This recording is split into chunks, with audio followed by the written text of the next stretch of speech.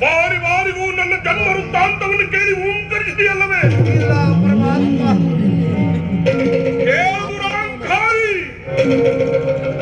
ದಿವಿಜಾತಿ ವಂದ್ಯರಾದ ಕಶ್ಯಪನಿಕೆಯರ ಪುತ್ರ, ಶತಕೋಟಿ ತೇಜ ಪ್ರಕಟಿತ ಆ ಭಾನುವೇ ನನ್ನ ತಂದೆ.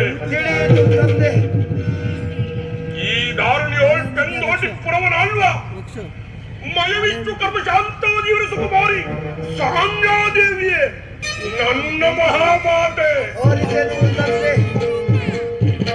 ಅವರ ಔದಾರ್ಯದ ಪ್ರತಿರೂಪ